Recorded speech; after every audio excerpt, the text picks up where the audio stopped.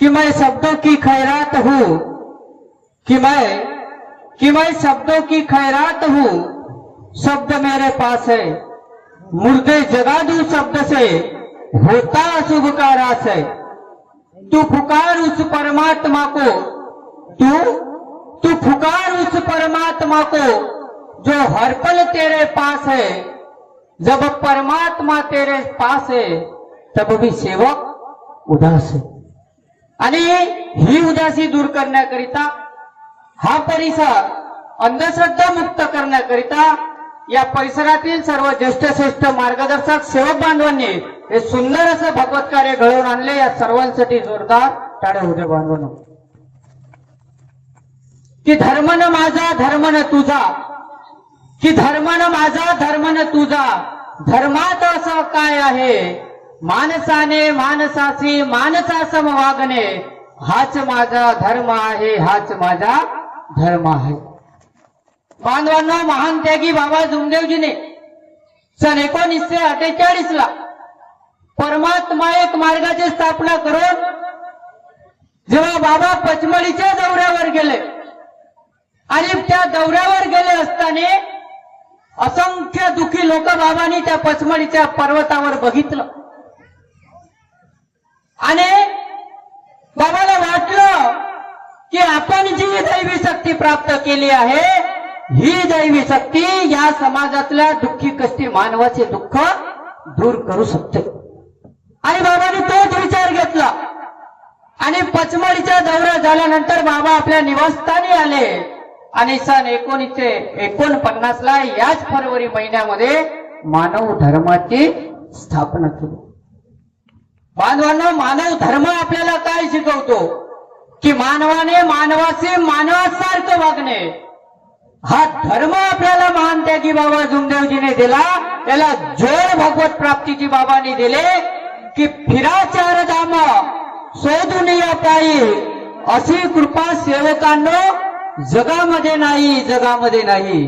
ज्याप्रमाणे आपण दुःखी होतो आणि दुःखात असताना आपले दुःख दूर करण्याकरता कोणीच धावून आले नाही, ना कुठला डॉक्टराने कधी फुकटमध्ये उपचार केला नाही, त्या पंड्या पुजाराने फुकटमध्ये कधी त्याची वैद्यवानी केली नाही, आमच्या नातेवाईकाने आमचे दुःख माहिती असताना आम्हाला कधी फोन केला नाही। अशा परिस्थितीमध्ये ना कुठल्या धर्माचा, ना कुठल्या पंथाचा, ना कुठल्या समाजाचा, ना कुठल्या जातीचा आम्ही विचार केला बांधवांनो। तो कशासाठी, तर तो सुखासाठी। आणि तो सुख बांधवांनो आम्हाला पाहिजे होता आणि त्या सुखासाठी बांधवांनो आम्ही कुणाचाही विचार केला नाही, पण परमात्मा एक मार्गात जुळलो, या मार्गात जुळलो आणि या मार्गात फक्त शब्दावर दैवी शक्तीचा आम्ही अनुभव घेतला आणि त्या अनुभवावर बांधवांनो आम्ही आमचा जीवन सुखमय करण्याच्या मार्गाने निघालो। बाबाने आम्हाला सांगितलंय की या मार्गाची दैवी शक्ती ही निराकार आहे, ना त्याचा आकार, ना त्याचा वजन, ना त्याचा माप, मात्र ती दैवी शक्ती 24 तास जागृत असून तुम्हा जवळ आहे, हे बाबांनी आम्हाला शिकवलं। पण बांधवांनो, आताच आम्हाला माहित झालं की या परिसरात मंडळांतर्गत एकदम मोजके सेवक आहे। बाबांनी आम्हाला काय शिकवलं, ते बाबांनी शब्द परमेश्वराजवळ ठेवलं की इमान ही मेरा भगवान आहे आणि त्यावर दैवी शक्ती जागृत झाली। आम्ही मार्गात येऊन आमचा इमान गहाण ठेवतो, आम्ही मार्गात येऊन बैमानी करतो आणि त्यामुळेच आज आमचा धर्म, आमचा मार्ग बांधवानो दुसऱ्या दिशेने जात आहे। बांधवानो, त्याचे कारण सांगतो, तर आम्ही जागलो नाही। आम्हाला वाटतंय की एखाद्या मार्गदर्शकाने किंवा एखाद्या सेवकाने आम्हाला जर मार्गाच्या बाबतीत सांगितलं आणि त्यातून जर दुःख दूर झाले तर आमचा भगवान, आमचा देव तो व्यक्ती आहे।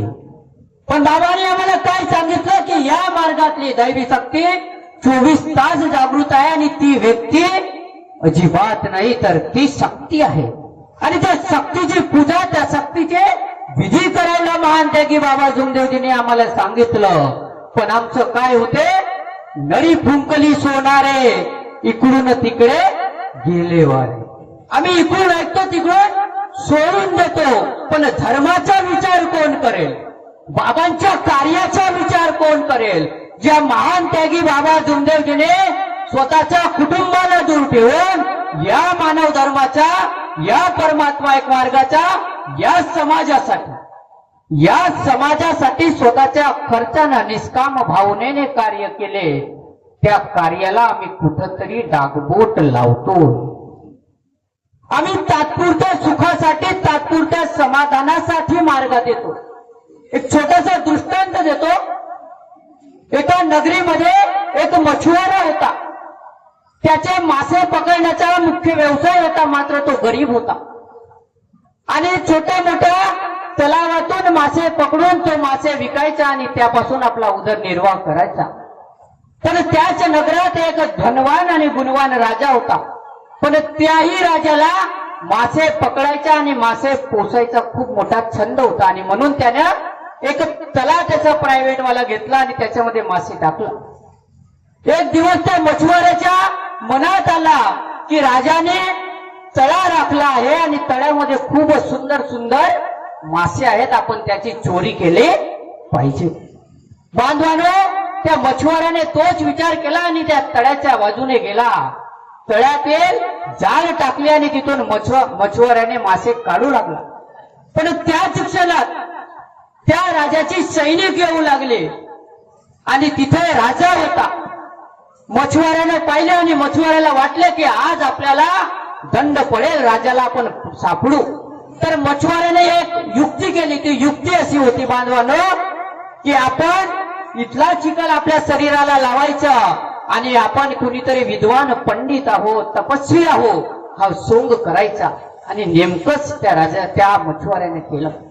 राजा विचारत पडला की हा तपस्वी या पाण्यामध्ये, चिखलामध्ये एका कुणातरी देवाची भक्ती करत आहे. राजाला आनंद वाटला आणि राजाने त्याच्या गळ्यातील हार त्या मछुआऱ्याच्या समोर ठेवलं, त्याला दिलं. राजा निघून गेला. मछुआरा खूप आनंद झाला. मछुआऱ्याला वाटलं, अरे मी तर भक्तीच्या सोंग केलं, मी तर फक्त देवाची भक्ती करण्याचा एक सोंग केलं आणि या देवाने मला चक्क सोन्याचा हार दिला. आणि त्यातच मछुआरा विचारात मग्न झाला आणि त्याच्या विचारात परिवर्तन झाला. जर देवाच्या नावाच्या भक्तीचा जर मी सोंग केलं तर मला सोन्याचा हार मिळू शकते. जर मी खरोखरच त्या परमेश्वराची भक्ती केली तर माझा जीवन किती सुखवान होईल, मी किती धनवान होईल, हा विचार त्या मछुआऱ्यानं केलं आणि तो एक तपस्वी झाला. आमच्याही जीवनात असंच असते बाळू. आम्हालाही थोड्याच्या क्षणाचं सुख पाहिजे असतो आणि त्या सुखासाठी आम्ही कशाचाच विचार करत नाही आणि पटकन मार्गात येतो. पण बांधवानो, हा मार्ग काही एका पिढीपुरता आहे का हो? एका पिढीत संपणार आहे का? अजिबात नाही. हा मार्ग तुमच्या कित्येक तरी पिढ्यांपर्यंत चालणार आहे. ज्याप्रमाणे त्या मछुआऱ्याला भक्तीचा सोंग घेता बरोबर दैवी शक्तीने त्याला हार दिलं, आमच्याही जीवनात असंच आहे. आम्हालाही त्या परमेश्वराने सुख दिलं, पण आम्हाला सुख मिळाल्यानंतर आम्ही बैमान होतो. बाबांच्या शिकवणीला जागत नाही, बाबांच्या विचाराला आम्ही जागत नाही. आणि म्हणून बांधवानो, आज आमच्या मार्गाची परिस्थिती दयनीय आहे. लोक अंधश्रद्धेकडे चालले, लोक बाबांच्या शिकवणीच्या बाहेर चालले. आज मानव धर्माच्या सेवक म्हणता बरोबर आमची प्रतिष्ठा समाजातून खालवत चालली. यासाठी जबाबदार आम्ही आहोत, कारण आम्ही बाबांचा मार्ग समजला नाही. बाबांनी सुंदर स्वप्न पाहिलं की या कलियुगामध्ये सतयुगाची निर्मिती करावी आणि त्यासाठी बाबांनी 3 शब्द दिलं: सत्य, मर्यादा आणि प्रेम. बांधवांनो, 4 युग होऊन गेले: सतयुग, त्रेतायुग, द्वापरयुग आणि कलियुग. बांधवांनो, बाबांनी विचार केला की सतयुगाचा कार्यकाळ जास्त वर्ष होता, त्यानंतर त्रेतायुग आला, त्रेतायुगानंतर द्वापर युग आला आणि तो काळ लवकर संपला. आणि ह्या कलियुगाला जर सतयुग बनवायचं असेल तर ह्याच 3 युगावरून बाबांनी सत्य, मर्यादा, प्रेम घेतलं. सतयुगातून बाबांनी सत्य घेतलं, द्वापर युगातून बाबांनी प्रेम घेतलं आणि त्रेता युगातून बांधवानो बाबाने काय घेतलं तर ती मर्यादा घेतली. ह्या 3 युगातून बाबांनी सत्य, मर्यादा, प्रेम उचललं आणि जी दैवी शक्ती बाबांनी आपल्याला सांगितलं आहे की निर्गुण निराकार दैवी शक्ती असते, तिला बाबांनी सगुण करून दाखविला आणि भगवंताचे 3 गुण दिले. बांधव ते 3 गुण आम्हाला आमच्या जीवनात आत्मसात करायचं आहे. ते यासाठी बांधवांनो बाबांनी केलेले कार्य हे कुठल्या जातीसाठी, कुठल्या समाजासाठी नाही, तर संपूर्ण मानवतेसाठी आहे. माणसाला मानवतेचा जन्म देण्यासाठी आहे.